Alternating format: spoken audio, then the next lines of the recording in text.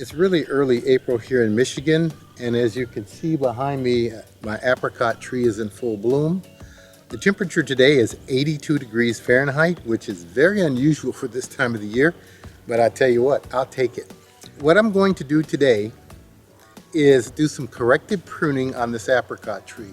If you remember seeing a video on protecting my apricot tree from frost, I decided to put water on the tree so that it would have ice on it, which would preserve the flowers. Well, I didn't start it until I think 2 o'clock in the morning, so I didn't think I would put too much ice on it, but it did, and it broke the tree. And I have at the end, if you want to see that video, it was a really bad day for me. So I'm going to try to do some corrective pruning. It'll still produce because there's plenty of flowers on this plant, but I would like it to look nice in the landscape since it's in my front yard off to the side. So let's get started and see what we can do with this tree. Now the first thing I'm going to do is I'm going to remove some of the lower branches that never developed into major branches. They're so low to the ground that even if I have apricots on them, and there's a couple of flowers down there, animals can just walk along and stretch their legs a little bit and pick them off. So I'm just going to take those off, and at least you should be able to climb the tree if you're going to take my fruit from me. Yeah, I think you should at least have to work for it. So this branch right here kind of turns. It does have one flower bud on it, but it's never going to turn into a major branch, and it's only about 2 feet off of the ground. So we're going to take this one out. We're going to remove this one. We have a small one way down here that's useless. And then this one is growing downward. We're going to take that out too. So we're just going to remove all those branches.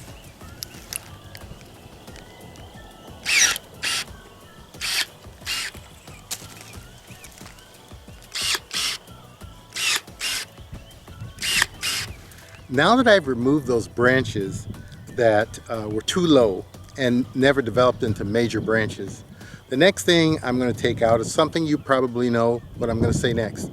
Branches that are growing straight up, and they really ruin the overall look of the tree.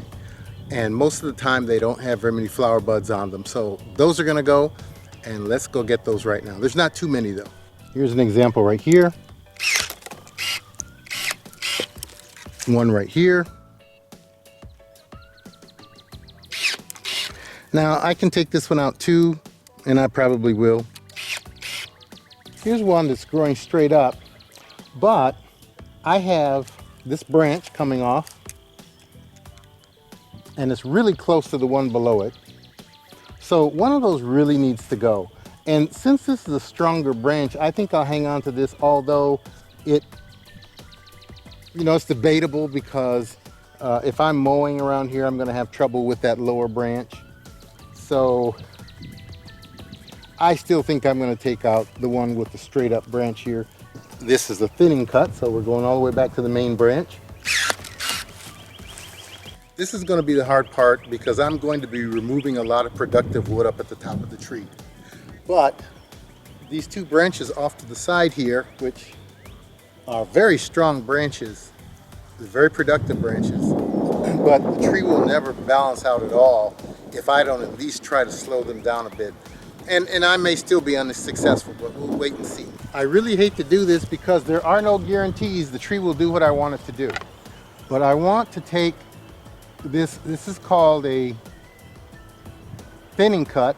I'm going to take this whole branch out all the way down to here, and I want this branch to be where the new growth is going to go, which is not only going to reduce the overall height of this tree, but it's also going to direct the growth outward. This is going to be more of an open center tree now because I lost my lead branch. So I need the loppers for this. I'm going to cut it at about a 45-degree angle. And oh, that hurt.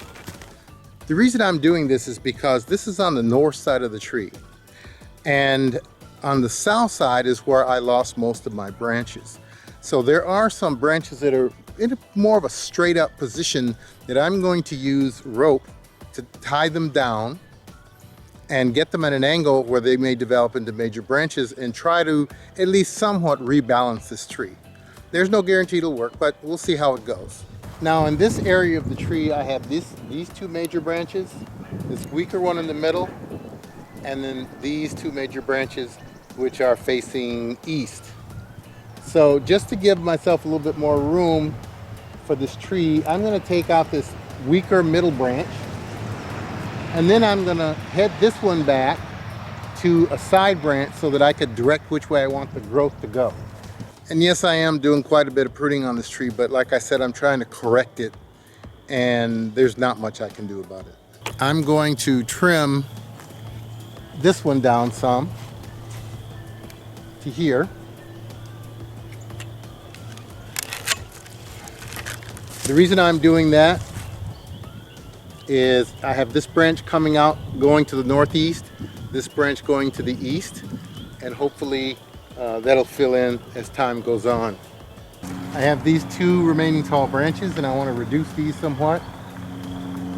And I'm not really sure how I want to do this. I could thin it out to just one branch, like take out this one for instance, which I think I'll do.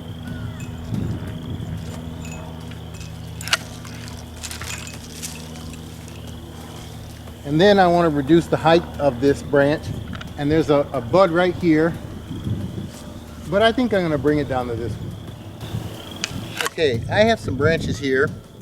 This one's kind of straight up. I'm going to bend this branch over into this direction and tie it down to bring something out to the northwest. And then I have this very vigorous branch here. I'm going to tie this one down to go to the southwest. And both of these should help to even up the tree a bit. And then of course I'm going to go in here and do some cleaning up. I still have some branches like this one that's growing straight up. There are a few dead branches in here. So I'm going to clean those up. You don't have to watch it. I'll just show you what they look like when I'm finished.